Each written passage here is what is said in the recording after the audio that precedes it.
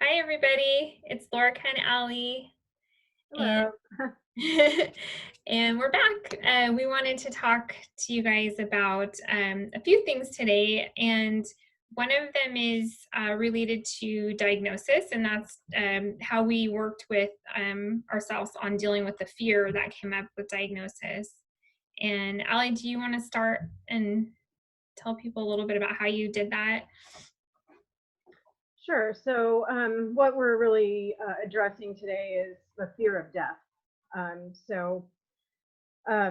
Obviously, getting a cancer diagnosis, from day one, that's really the main fear that gets triggered is, am I going to live or am I going to die?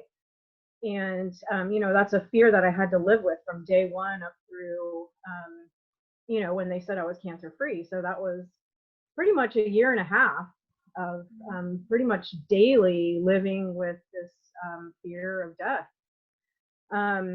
It's really pronounced on the day of diagnosis, of course. And then another moment that really stands out to me during that year and a half was when I was in Hawaii, which I went there pretty much, right away after diagnosis. I woke up from this terrible nightmare, and it was so vivid, and it was me on my deathbed, Oh, wow. surrounded by my family, and my son was there. And for me, that was the biggest fear, was that I would leave him without a mother. So I woke up in a cold sweat from this very vivid nightmare, and I just felt it so palpable, that fear of death. And then another time that I really felt that was when I was in the hospital, and they thought that they saw it on my lung, that they saw cancer in my lung from a Mhm. scan, which later, I found out that it wasn't cancer, thankfully. That was actually the very last day when I went back for my another lung scan, and they said it wasn't there, and I was free. So anyway, but every day during that period, it was just there. Ways that I dealt with that. Number one would be just I empowered myself. I remember coming back, after my diagnosis, and I heard this very strong voice in my head that said, "Do you want to live or do you want to die?" And I just felt like the switch went off in that moment where was like, well, I'm going to live. Right. So from that moment on, I just had this really strong survival instinct. And the way that kind of carried me through that period was I just, instead of, if the fear of death came up, instead of focusing on what I didn't want, I would have to turn it into like focusing on what outcome I did want. So, that ties in with mindset as well as far as just doing guided meditations, like healing meditations. When I was getting chemo and radiation, I actually saw the radiation as like a healing light that was healing me. I had a lot of things that I did with visualization to focus on the outcome that I did want. Right. And there were also times where I just had to really just sit with that fear of death and just kind of like go into it. Yeah. And then at one point I just felt like a surrender kind of feeling, like I don't really know what's going to happen. So it was very much like being forced to live in the moment every day because you didn't know what was going to happen. So you just Right. kind of just had to let go. And I empowered myself by just doing what I could, like with diet and visualization and other things that were empowering to me, like reading empowering literature, listening to voices that were empowering versus, being, I kind of had to like block out like the fear messages that were coming my way. So anyway, and then as a survivor, I'd say I'd faced the fear of death, like waiting for test results or, they call and it's like abnormal. And, in my situation, I can have abnormal test results and it's not necessarily cancer, but Right. I get triggered again with that. So, or, like having a weird symptom or something that can trigger it. So yeah, even as a survivor now, I still use the same tools and strategies that I used when I was going through cancer. So what about you? Yeah, I can relate with all of that. So, and it's funny you mentioned a dream. I was just remembering when you said that, it was actually it was before I got diagnosed, not after, which is kind of weird, but it was a premonition dream, interestingly enough. I don't usually share about it, but it was about a year before I was diagnosed. I had this pain in my back, and I remember going to bed and asking myself, like, why do I have this new pain that I had never had before? And it had gone on for a few months. And I asked myself, and I was like, kind of just intuitively asking when I went to bed, like, why is this there? Like, I wanted to know, And I went to bed, and the next morning, I had a very vivid dream. And in my dream, like right before waking, I was being diagnosed with cancer. Cancer wasn't on my mind. There was nothing going on with me related to cancer at the time. And it was all these doctors, like several doctors in a room around me, telling me you're gonna die, you have cancer, you're gonna die. And I remember what they looked like. I remember each of them. And yeah, so anyway, it came true a year later, strangely enough. But I remember in that dream, at the end of the dream, saying no. Like my no was so insistent, like no. It was a hell no, like it was a very, adamant, like, no, no. I woke up kind of like screaming that in my head, like, no. And of course I was in fear too. But I do remember just that sheer determination. And, of course, when it did actually happen a year later, that dream didn't come up for me until after a couple of doctor's visits. And then when I saw the people and I saw the place, and then it all came back to me, and I was like, this is the dream, basically, just in a different form, Wow.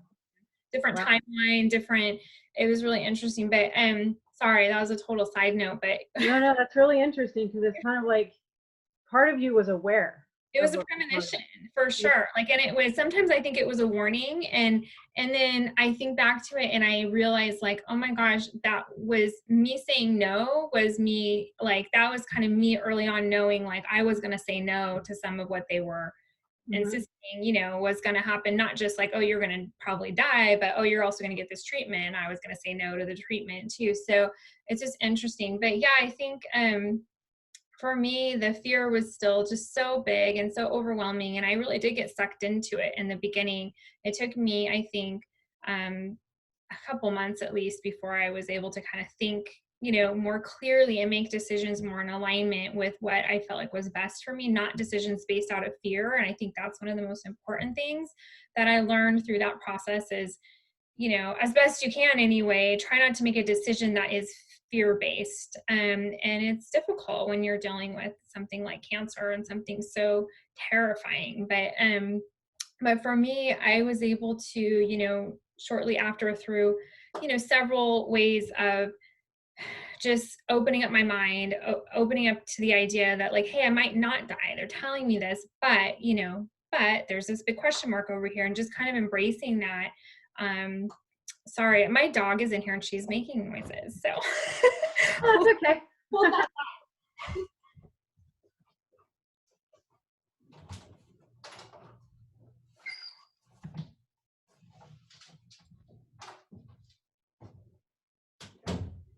Sorry.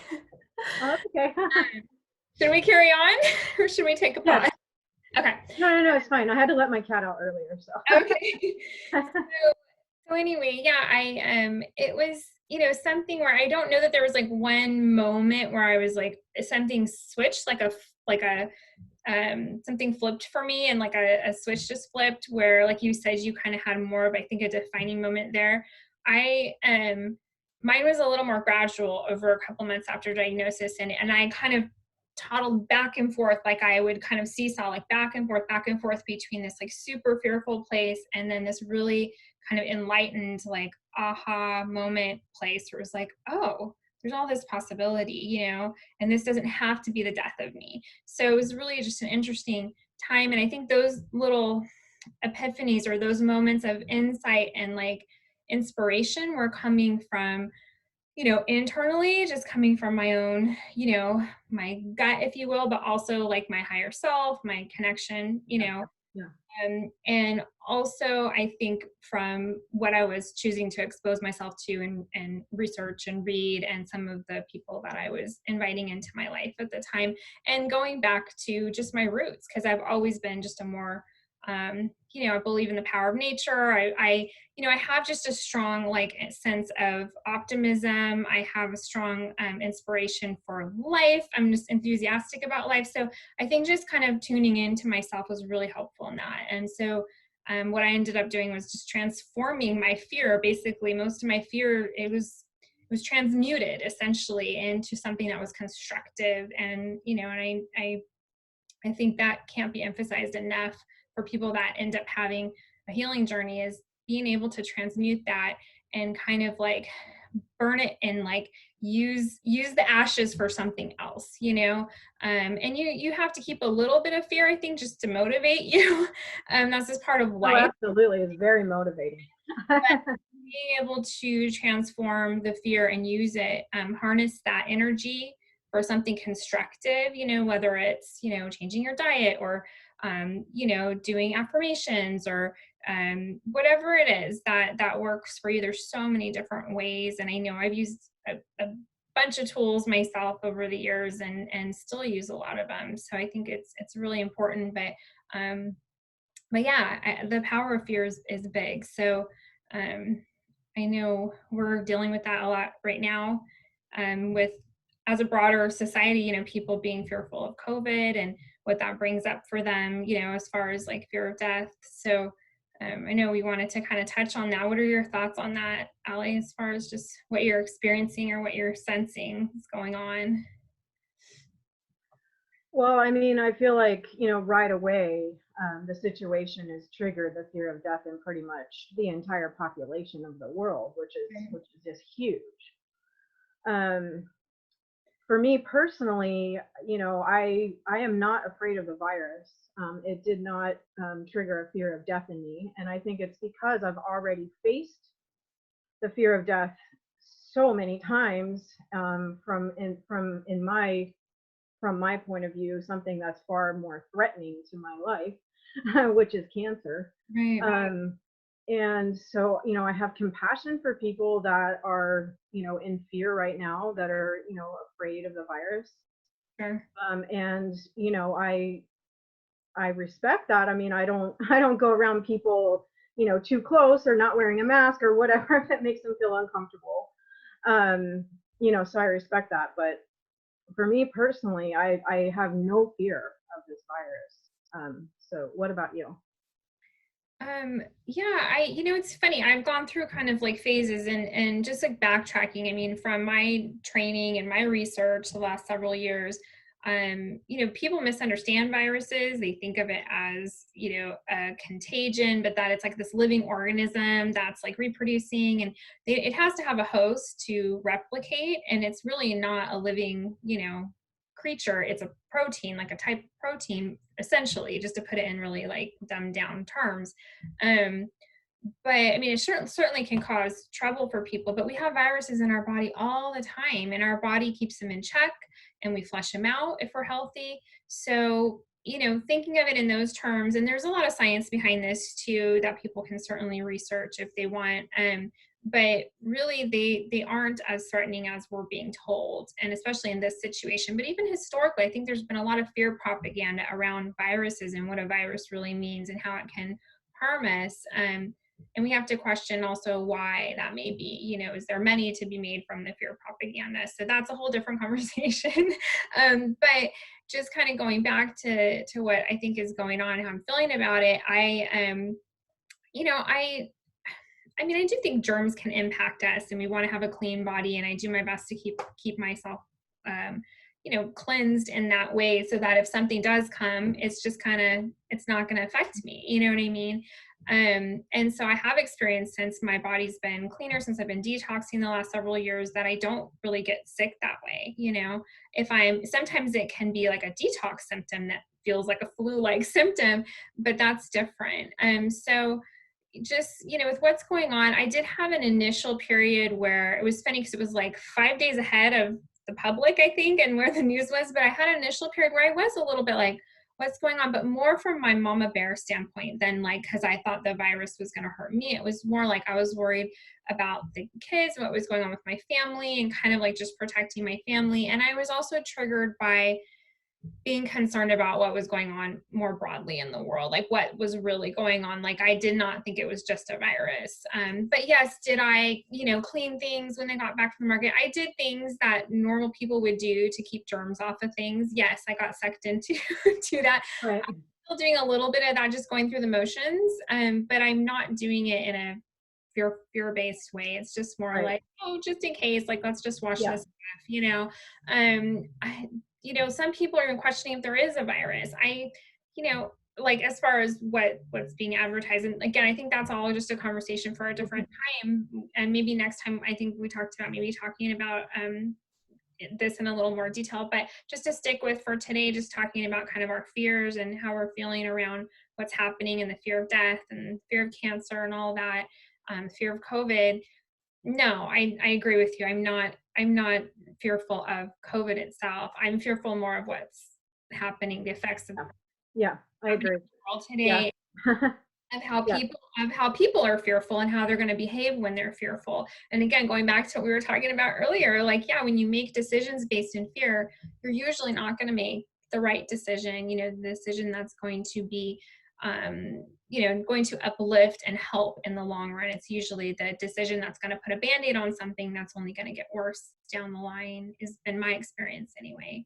Right. That you might regret later. I made a decision based in fear around my cancer diagnosis, and that I later, had regrets about. So I think that's just an example for me. So I really try my best to, when I do feel fear, like, okay, is this not just like, is this rational, but am I making decisions that are really big decisions from this place? And so I really try to make sure that I'm not, move myself over into a different state of mind if I can. So Right. mindset is everything, I think. And yeah, it's interesting how, those of us that have been through cancer, like we're almost accustomed to the fear of death. And I think now the broader population is getting accustomed to this idea, like, of the fear of Right. death daily, being in your life daily. And that's really what it's like when you get diagnosed, right? It's like you're being haunted, or there's like the fear of death, like is like a ghost chasing you, and you're just like, Yeah. yeah. I mean, it sounds like we're pretty much on the same page with that. I mean, I'm not, careless. I mean, I take the precautions and, I'm concerned, but I'm not, afraid that this is going to kill me. Right. And so I do the same things that I would normally do for my health, to prevent a cancer recurrence, just taking good care of myself with my diet and exercise and, just all these things that I've always done. Right.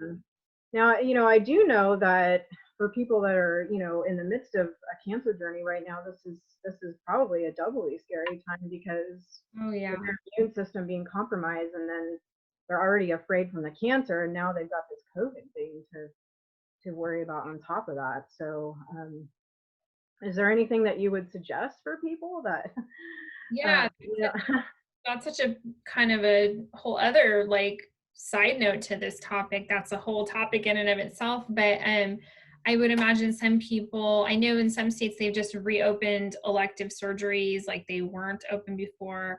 But I know in some cases with cancer, it could be considered elective, or it could be considered, where they're trying to say you have to have this surgery. So yeah, it's just an interesting time. I know people and clients of mine too, but I know people that are, postponing things. I know other people that are saying like, oh, um, I don't know what to do. Like they want me to do this chemo, or I did a little bit of chemo and now I'm on break. Should I keep going? I just talked to somebody the other day that was in that situation. And I talked to another person recently who they want her to get a hysterectomy and she really doesn't want to. And yeah, it's strange time right now as far as just like anything medically related, and whether people should go down that path. I can't say. I mean, if it were me, what I would do if it were me is I would press pause on all of that unless I was in an absolute like emergency situation, like a very acute situation. um and when yeah. I say acute, I mean bleeding out or like limb chopped off. I mean, that's I just mean, me. a lot of people are just afraid to go into the hospital. Right, right. you know? Yeah, well, and it's interesting because this is again kind of a different topic, but like hospitals, some of them are losing money because they're empty right now. A lot of them are empty and they're Right. laying off. Like some nurses aren't don't have work right now. This is a very strange time. On the other hand, you hear about the flooding that's happening in certain hospitals, like in New York, for example, but there's just mixed information. It's hard to know what's really going on out there. So, um, I definitely think there's something going on, but yeah, at least where I am, it hasn't been, it's been kind of a strange time because the virus hasn't had a big impact. But yet our lives are completely turned upside down and turned around from it. So for somebody going back to kind of what we were just talking about, I would just press pause. That's what I would do. And I would do a ton of research and I wouldn't do it on Google. I'd look at different sites like maybe DuckDuckGo or some other places where you can search without, being followed and tracked, but also where you can find information that's a little bit more less I don't want to say tainted, but less in the box. Like I think what we find now, like when I was diagnosed, you could still search for things and find alternative things and really holistic minded ideas. And now I think when you do research, it's like a lot of it is just like, oh, okay, Mayo Clinic, this is I've only noticed that. five Yeah. sites on the first page and they're all the same sites, so you're not really finding variety in your information. And not that there's anything wrong with what's posted there, but it's really just through one lens and one allopathic conventional lens only. There's not a lot of other information on there, other perspectives, if you will. Um, so yeah, I would encourage people to get a range of perspectives. Don't just research, certainly research if you want to know the science and the clinical side of things, but research the other side of things. Try to find people that have survived from cancer and what they're doing, and just do things for yourself at home. I'm a big proponent of that. Like the further away I got from diagnosis, the more I developed, a protocol for myself at home that I felt really good about. And I feel that that has been the most empowering thing for me. And so I really encourage people to figure out, even if you don't have a full protocol, just figure out a few things you can do to help yourself right now at home. And so you can feel better, so you can start to reassess your situation and not be fear-based about it as best you can, Right. shed the fear and try to shift your mindset a little bit. And that's, Right. Yeah. So I think we were gonna talk about like, some tips that we would give people, when facing fear of death with cancer, and then also tying into what's going on with COVID-19. So I would yeah, say it's like really, really the same. I would recommend the same things. First of all, empower yourself, do what you can that is going to boost your immune system and help your health. right. And like you said, focusing on information and messages that are empowering for health. So, turn off the news.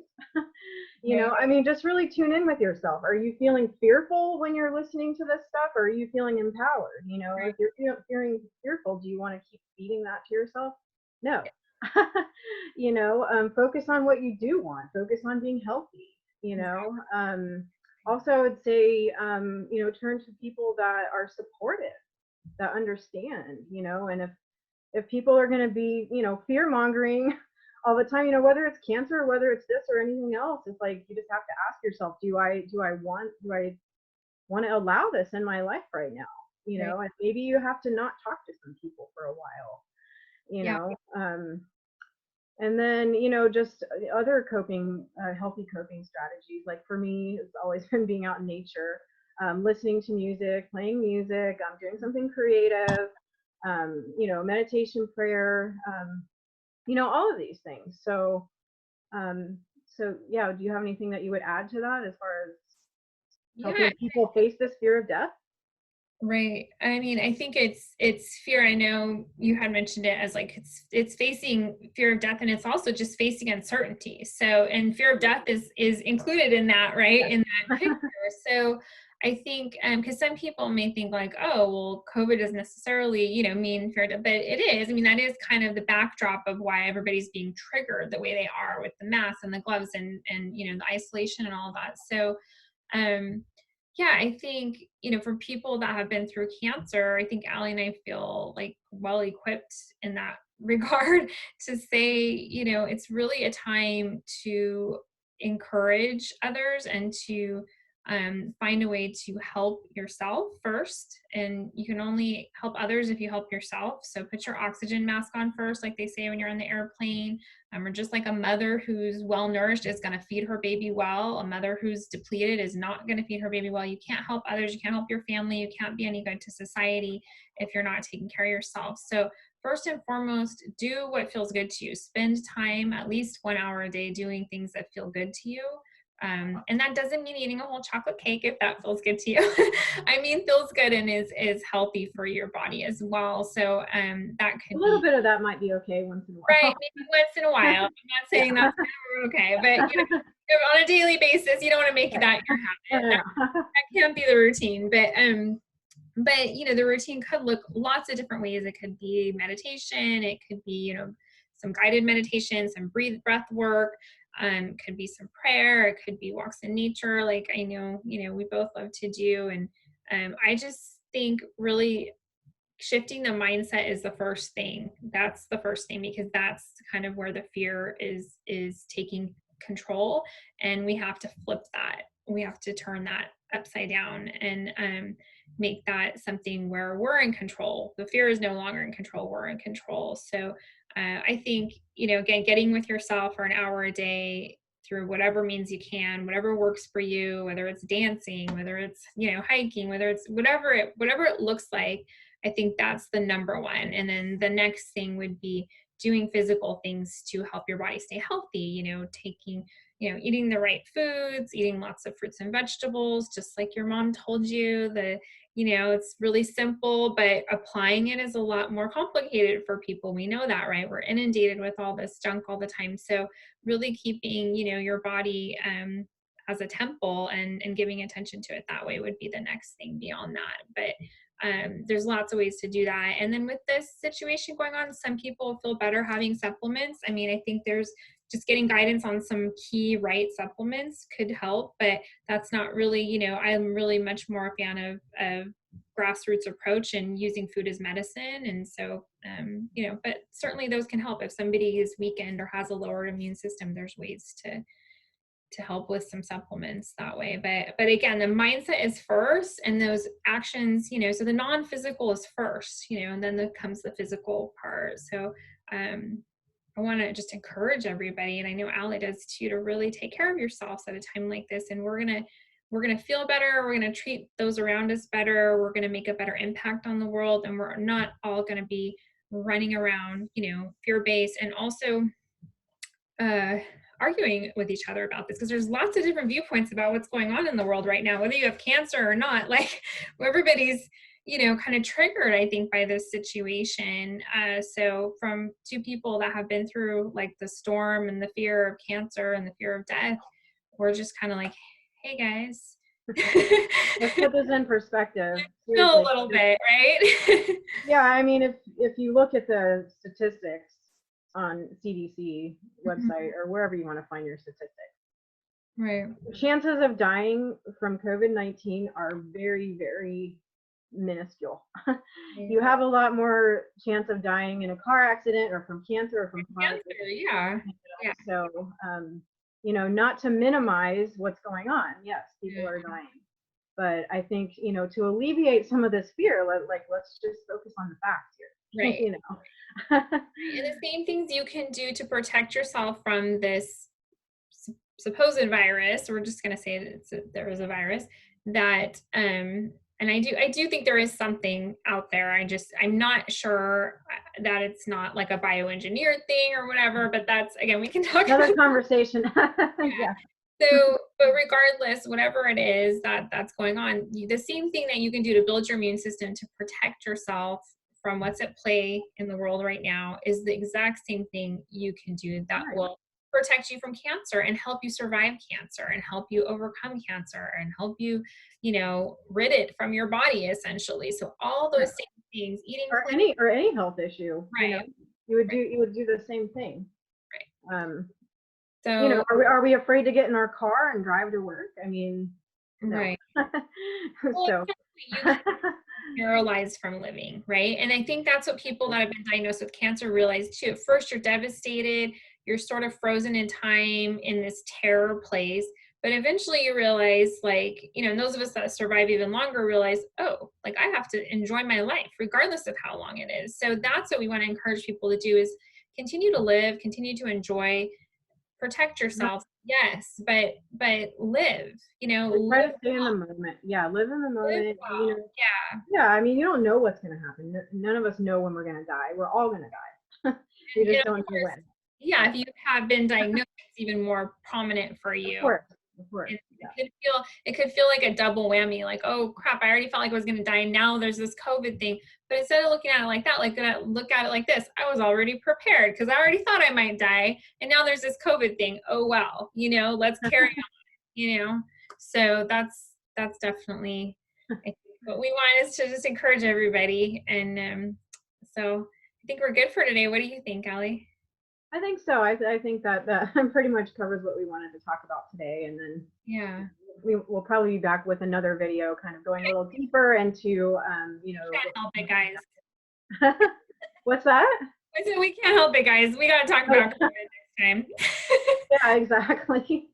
All But yeah, right. we'll save that for next time. So everyone take care and stay healthy out there, and we'll see you soon.